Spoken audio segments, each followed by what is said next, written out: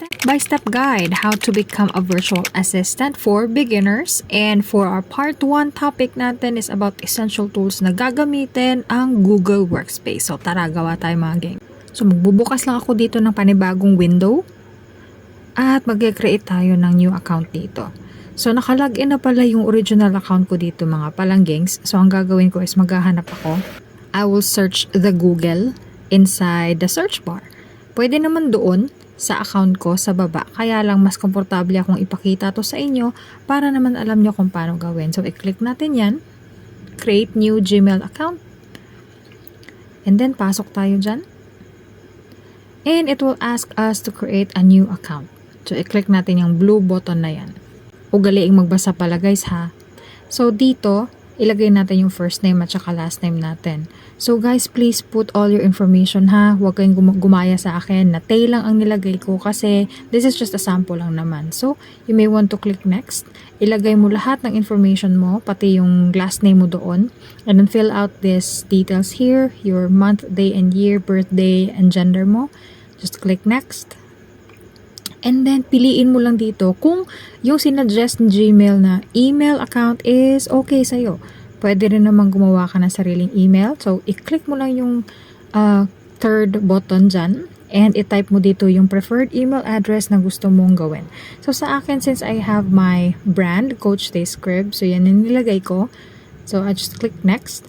And then, please put your personal password na maaalala nyo. So, wag kalimutan mga palanggeng sana i-click tong show password para makita mo na magkapareho yung password na nilagay mo. So, let's go to the next slide. At yan. Pwede rin natin ilagay yung recovery email natin. Gamitin natin yung personal email address natin mga palanggeng. So, kung ayaw mo naman muna, you can just skip that. But I would suggest na maglagay kayo ng recovery email dyan para pag nawala yung account nyo, marirecover nyo agad. So, pwede mong i-review and then i-click mo next na to. And then once you've been asked to read the privacy and terms, so who's reading the privacy terms, guys? So, kung ikaw mahilig magbasa, basahin mo yan lahat. But for me, I just want to continue and click I agree.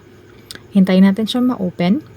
Ayan. So, tada! May Google Workspace account na tayo, and actually this is our Google accounts. Nandyan lahat yung mga tabs na kailangan natin i-review. Maraming gamit ito guys. So nandito yung Gmail account natin kung saan makikita natin lahat ng emails. So ito pala yung part na kailangan nating i-warm up guys. Yung nabanggit ko minsan sa mga videos ko na kailangan nating i-warm up itong email natin para hindi pumasok sa spam folders ang mga messages na sinisend natin sa ating mga pinagsasendan. Ito pala yung labels na pwede tayong mag-create ng folder dito, yung mga importanteng emails natin, but later on I will discuss that. So, papakita ko lang and introduce ko kung ano yung mga tabs na nandito. So, ito yung Google Workspace kung saan mahahanap natin lahat ng mga tools natin na ginagamit natin, guys. So, nandyan si Google Drive, si Photos, andyan din si Gemini, yung AI, at saka si YouTube na connected sa Gmail account mo, and marami pang iba. So, gamit na gamit natin ito sa trabaho natin, ha? So, ito yung Google Meeting account na kung saan tayo mag-meet, and then nandito lahat ng mga tools na gagamitin mo. So, that's all for today mga palanggengs, and I will create the second step for part 2.